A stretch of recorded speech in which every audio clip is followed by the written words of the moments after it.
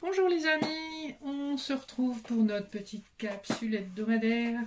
Ça sera pour les énergies du lundi 12 août 2024 et donc toute la semaine. J'espère que vous allez bien, que vous profitez de vos vacances si vous êtes en vacances et que c'est pas trop dur si vous travaillez. Parce qu'il commence à faire chaud et après tout c'est l'été, c'est normal. Alors, sans plus tarder, je vous propose une petite guidance sur les énergies générales sentimentales de cette semaine à venir, en sachant que le temps reste fluide. Pour certaines personnes, il y a des événements qui se seront déjà produits et pour d'autres, des événements qui se produiront un peu plus tard que dans la semaine, puisque c'est général. Voilà, prenez ce qui résonne. Si ça ne résonne pas, c'est que les messages ne sont pas pour vous et je vous invite à passer à une autre vidéo qui sera plus en accord avec ce que vous vivez. Alors, pour les énergies générales, cette semaine, j'ai légèrement changé. J'ai fait des couplets avec le Rider-Waite et l'Oracle de l'énergie. Pour le sentimental, des couplets avec le Béline de Gabriel Sanchez et le Petit Lenormand étendu. Pour vos messages annexes, je vous propose 3 choix, 1, 2 et 3, du Tarot Akashique de Sharon Ann Klinger et de Sandra Ann Taylor. Ce sont deux médiums américaines qui ont écrit un excellent tarot dont je parlais ce matin avec un ami qui était intéressé par les annales akashiques. Sachez que c'est des lectures que je propose aussi parmi les prestations que j'offre. Alors, sans plus tarder, pour les énergies générales et spirituelles de la semaine, je vais battre un peu les cartes de l'oracle de la triade, voir ce qui nous attend pour la semaine du 12 août 2024. Alors, on a la carte des anges qui a sauté, la carte de l'ordre, avec en dos de deck, c'est très intéressant, on a la carte du temps, de l'épreuve, du pardon, de la méditation et de l'erreur, très intéressant. Je pense que vous allez recevoir des nouvelles sous forme d'un coup de fil, puisque la trompette des anges, c'est aussi le téléphone. Vous allez recevoir des nouvelles de quelqu'un qui a commis une erreur vis-à-vis de vous et qui a mis du temps pour s'en rendre compte. On vous parle aussi d'un succès financier qui arrive vers vous, financier matériel, grâce à la protection de vos guides. Merci les guides. Ouais. Et on parle aussi du succès matériel d'une âme sœur autour de vous. Donc, et puis on a bien l'énergie d'un masculin autour de vous. Si vous êtes une féminine, ouais, on a vraiment les guides qui sont là avec nous. Merci les guides de nous guider, de nous diriger, de nous aider à nous sortir de ce miasme dans lequel nous vivons. Alors, voilà, on a déjà le décor est planté pour la semaine, donc il va se passer des choses quand même plutôt sympas. Il y a des réalisations d'erreurs, des demandes de pardon, des explications qui vous arrivent, qui sont dues depuis très longtemps. On voit que c'est une situation qui est ancienne. Alors, on va regarder les dos de deck du Rider-Waite et de l'Oracle de l'énergie. Le Rider-Waite, qu'est-ce qu'on nous dit? Justement, on est toujours dans cette énergie de réussite avec le chariot, le hiérophant, donc le pape, et on a le 3 d'épée derrière, ainsi que le 4 de coupe. Ici, clairement, on nous parle du sentimental, comme ça fait des semaines et des semaines qu'on nous parle de ça, même dans le général, ça peut être lié. Quelqu'un qui vous a brisé le cœur va probablement vous demander pardon, aura mis du temps à s'en rendre compte, et vous pouvez très probablement compter sur une accélération des événements. C'est quelqu'un qui a envie de rendre les choses officielles dans votre relation, ou en tout cas qui a envie de quelque chose de sérieux avec vous, avec le pape. C'est une personne qui va venir vous voir dans sa voiture. Le chariot, c'est une grande symbolique de la voiture. L'énergie, l'oracle de l'énergie, ben voilà, le voilà votre amoureux. On a un homme qui tient son cœur, qui offre son cœur. Le second chakra, donc il y a une forte envie justement de se rapprocher de vous, et on a la carte de l'action juste derrière, le chemin du temple et le premier chakra. C'est un homme qui s'est reconnecté à son intuition et qui a de forts désirs. Ici, c'est des désirs charnels pour vous, mais en même temps, il y a quand même une grande connexion du cœur, puisqu'on a vu dans la triade, il y avait une carte qui nous montrait que c'était effectivement une âme sœur. Donc il y a un lien spirituel et émotionnel très fort qui se traduit dans la matière par une attraction physique très forte. Donc, vous voyez comment ça résonne en vous. On va essayer de rester sur le général. Premier couplet, nous avons, eh bien, le 2 de bâton et la porte qui mène à la romance. Donc, effectivement, vous êtes peut-être pas en attente exactement, mais vous vous attendez à quelque chose comme ce qui va se produire. En tout cas, vous avez envie de romance, vous avez envie de quelque chose de joli, de romantique, de tendre. Vous voyez un peu cette illustration, on voit des petits cœurs qui volent comme des papillons. On a une cage avec une porte en forme de cœur et une serrure qui peut être ouverte. Donc on voit que vous allez à nouveau vous ouvrir à l'amour romantique, et avec le chiffre 33, on nous rappelle au 6 du tarot, donc à l'amoureux. Donc on nous parle bien ici d'une rencontre amoureuse qui est imminente. J'aurais dit comme ça à vue de nez, c'est vraiment dans les premiers jours de la semaine. Après, comme je le disais, le temps, ça reste fluide et ça peut pas forcément ça va pas s'appliquer à tout le monde. En milieu de semaine, eh bien voilà, vous avez la confirmation d'un nouveau départ avec un homme qui fait attention à ses finances. L'as de bâton, on a une énergie d'entreprise, de nouveauté, de nouveaux projets, une énergie de grande virilité, de quelqu'un qui est en capacité de s'affirmer, c'est quelqu'un de passionné. C'est plutôt sympa. Et en fin de semaine, nous avons le 6 de coupe et le cœur brisé. Donc effectivement, ces contacts vont raviver la blessure, vont raviver vos souvenirs de cœur blessé, vont raviver une certaine nostalgie avec le 6 de coupe d'un temps où tout était simple, où tout était harmonieux, où il y avait de la tendresse et de l'amour sincère. Ça va quand même mettre à vif votre cœur, et je pense que vous allez ressentir... il va y avoir une bouffée d'émotions tristes, nostalgiques, blessées, encore probablement à libérer. Je pense que c'est quelqu'un qui revient vers vous après vous avoir quand même assez fortement blessé, déçu.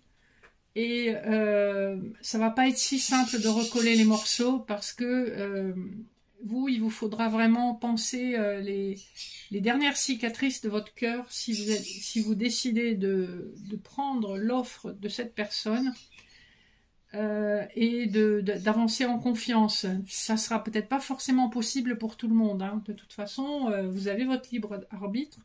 Soit la personne fait amende honorable et effectivement est en capacité de vous proposer quelque chose de stable et d'aligné à vos désirs, soit elle ne l'est pas, elle tente sa chance, ou soit vous avez effectivement avancé, tourné la page, et vous n'êtes pas prêt ou prête à prendre le risque de vous faire blesser à nouveau par cette personne qui n'a pas été dans une maturité émotionnelle suffisante, pour prendre en compte le fait qu'elle vous faisait mal.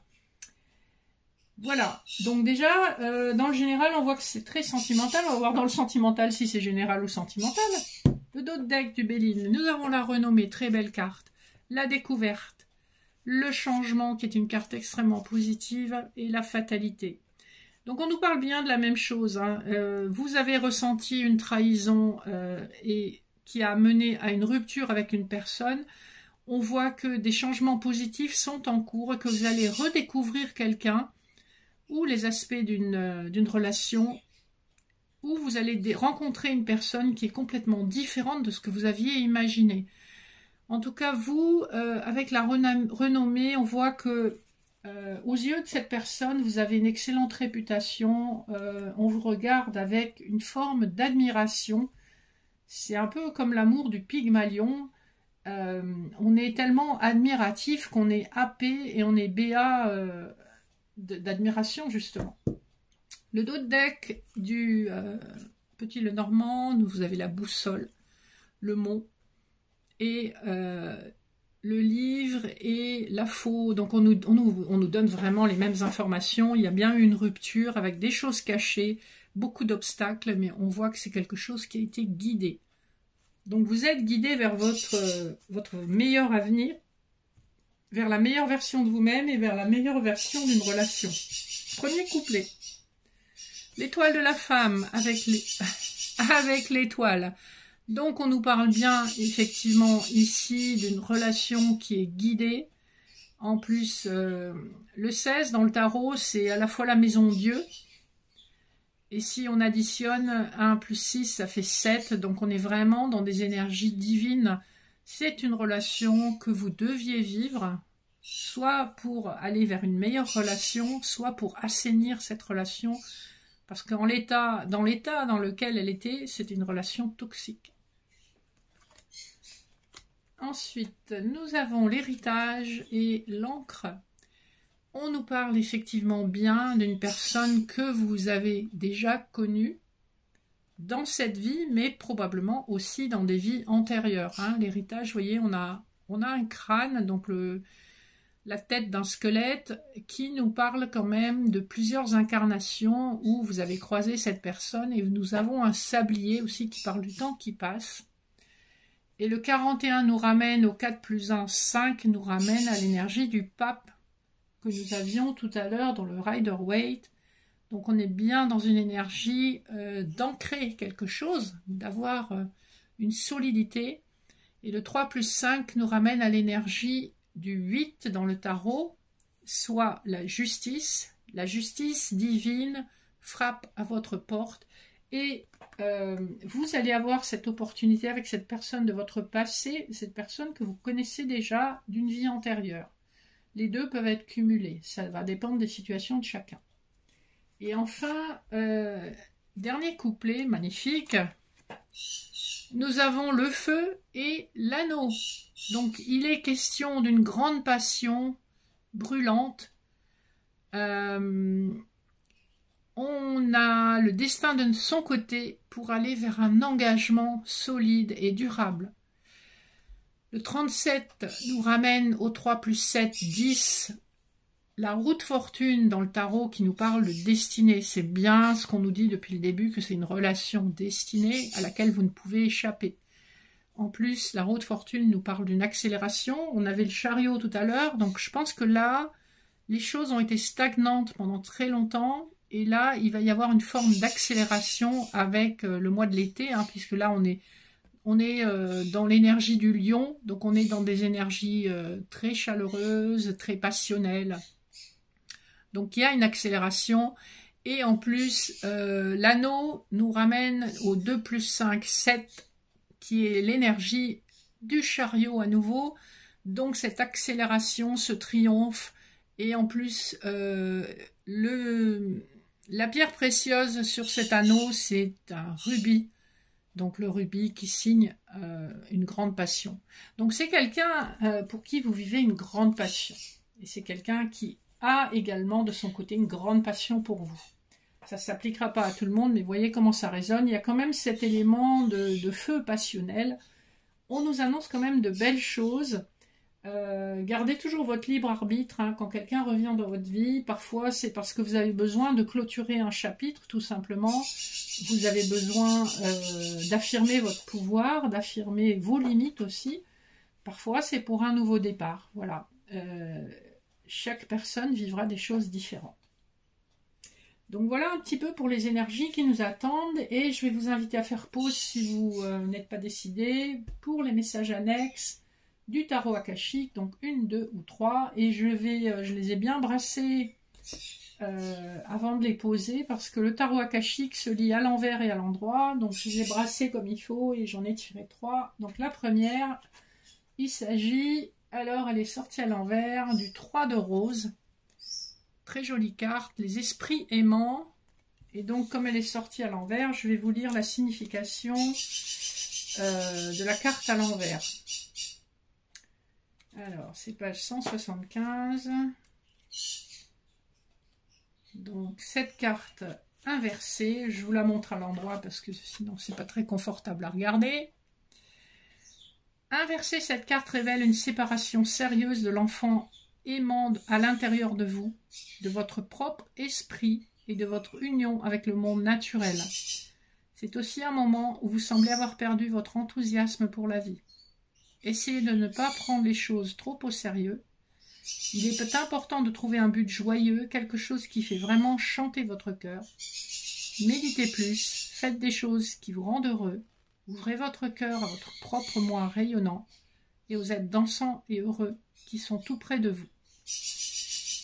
Et la force akashique, fermez les yeux, sentez l'air bouillonner avec l'envol et la danse des élémentaux tout autour de vous. Sentez-vous sourire dans la légèreté joyeuse de l'être qu'ils apportent. Chaque fois que vous prenez un moment pour le faire, vous ouvrez votre cœur à la joie. Ici, en fait, on vous parle du fait que votre enfant intérieur a été profondément blessé dans une situation et que vous avez du mal à vous connecter à la spontanéité, à la joie, au plaisir simple de la vie. Donc on vous invite à vous reconnecter à la simplicité, à la joie spontanée de votre enfant intérieur. Donc faites des choses qui vous font plaisir et puis admirez une fleur, sentez le parfum d'une rose, faites de la cuisine, voilà, reconnectez-vous à des choses matérielles simples qui vont vous apporter joie et satisfaction. Voilà pour les personnes qui ont choisi la première carte. La deuxième carte, nous avons encore à l'envers le 8 de parchemin. Et là, on vous invite à considérer des chemins inconnus. Je vais vous lire la carte. Alors, parchemin, c'est la 155.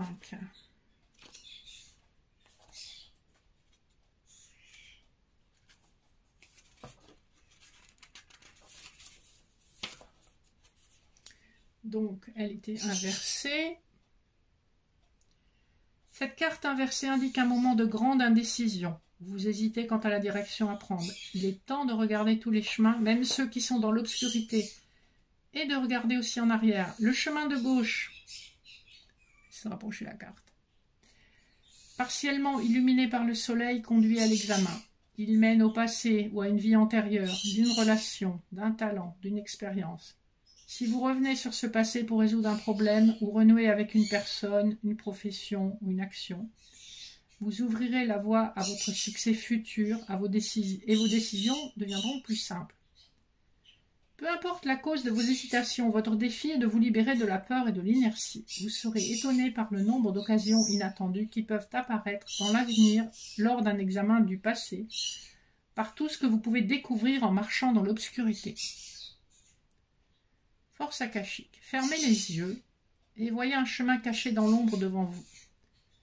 Cela peut être un peu effrayant parce que c'est quelque chose d'inconnu. Avancez dans l'ombre et sentez-vous rempli de l'excitation liée à l'incertitude et à l'occasion auparavant inconnue. Êtes-vous prêt pour une surprise?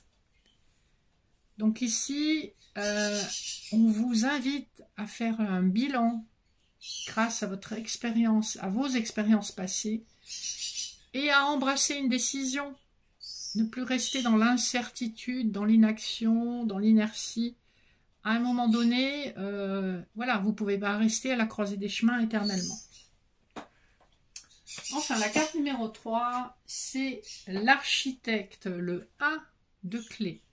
Je vais lire la signification. Alors, les clés, c'est à la fin 243.